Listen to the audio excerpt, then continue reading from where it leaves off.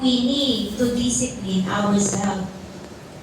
Dahil sinabi po sa Philippians 1:6, sabi po doon, basahin ko po sa Tagalog, Philippians 1:6, nakatitiyak akong ipagpapatuloy ng Diyos ang mabuting gawain na sinimulan niya sa inyo hanggang sa araw ng pagbabalik ni Kristo.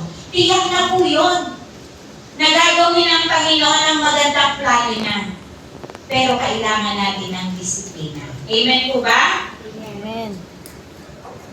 Sa Ephesians 2:10, God prepares good works for you to do ahead of time. Nakaplano na po yan. Ano man yung nararanasan mo, may mga humahadlang.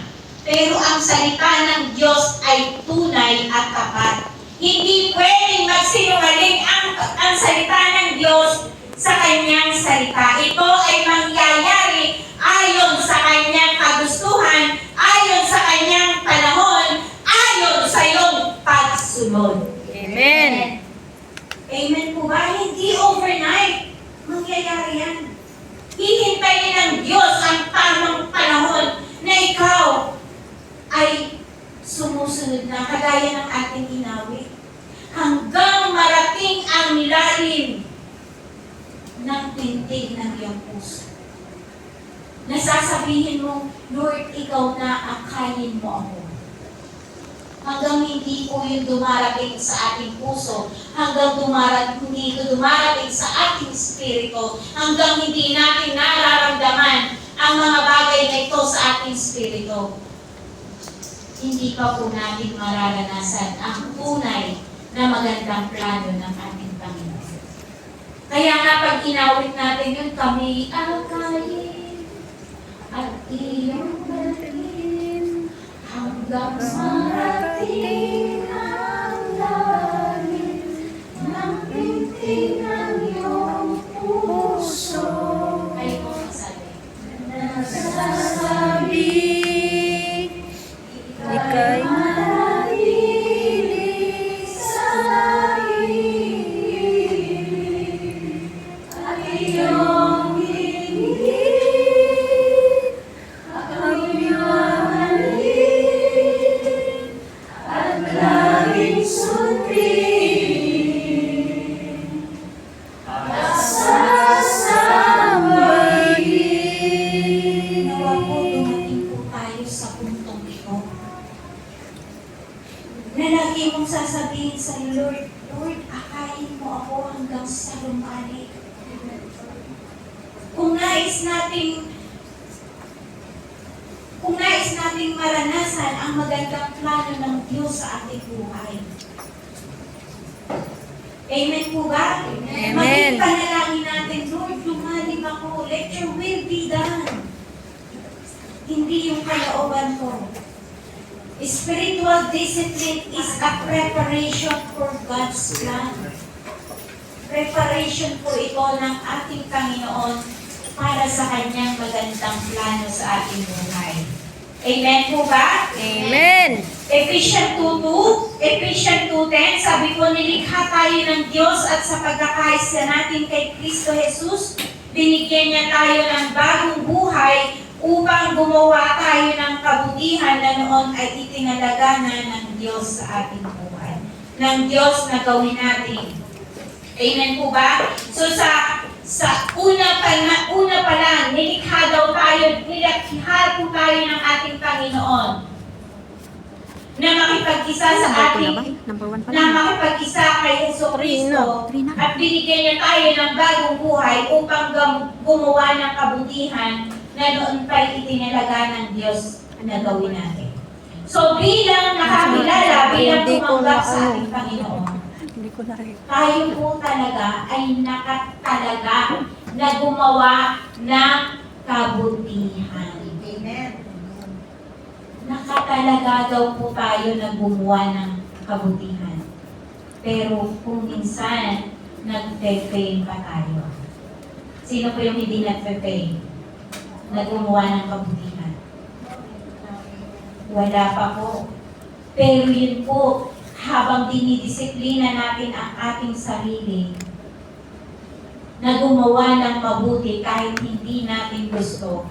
Yun po ay preparasyon ng Panginoon para sa kanyang magandang plano. Amen? Amen. Yung sa paggawa natin ng mabuti, hindi na tayo magmo-murmur. Eh bakit ganyan na naman, ganyan, bla bla bla bla bla. Kapag natutunan natin na gumawa ng mabuti nang walang complaint, that's the start na mag-i-start na po yung magandang plano ng Panginoon sa ating buhay. Amen. It is a preparation for God's plan to us. Kapag alam na natin yung laging ang isip natin, ang puso natin ay laging gumawa ng mabuti. Hindi lamang sa ating kapwa, bagkus higit sa lahat sa ating Panginoon.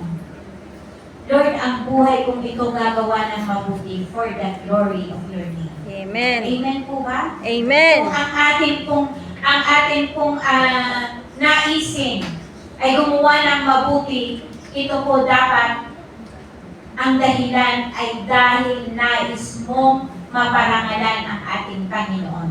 Amen po ba? Hindi ka gagawa ng mabuti dahil gusto mong maging kagaya ni Jollibee. Ano po yun? Bida-bida. Bida-bida. Amen po ba? Amen. Hindi ka gagawa ng mabuti dahil gusto mong maging Jollibee. Bida ang saya. Lagi kang bida sa saya. Gagawa tayo ng mabuti dahil nais nating parangalan ang ating Panginoon. Amen. Diba? Hindi mo sasabihin, ako yan. Ay, ako yan. Amen po ba? Amen. Wala pong ganon. Amen po ba? Amen. Wala pong ganon sa JIL Cyclone. Amen. Amen. Tayo po ay itinalaga na gumawa ng mabuti para sa Diyos. So kung tayo po ay natetempt na hindi gumawa ng mabuti, yan po ay pagdidisiplina sa atin. Parte ng pagdidisiplina sa atin. Kung tayo man po ay nagpe-pray, mag-pray po tayo na hindi po tayo mag-fail dahil ito po ay kaparaanan ng Diyos, a preparation for God's plan. Ang pagdisiplina po sa ating mga buhay. Amen po ba? Amen. At pangtatlo, it is God's way for us not to look back to our old ways. Yung pagdidisiplina po ng ating Panginoon, ito po ay God's way not to look back on our old ways. Kung tayo po ay dinidisiplina ng Panginoon, God's way po ito para hindi ka na bumalik sa dati. Amen po ba? Kung dati number 1 kang marites, ididisiplina ka ng Panginoon na hindi ka na magmamarites. Amen po ba? Ididisiplina ka ng Panginoon na hindi ka na pipigilan ang ating mga bibig na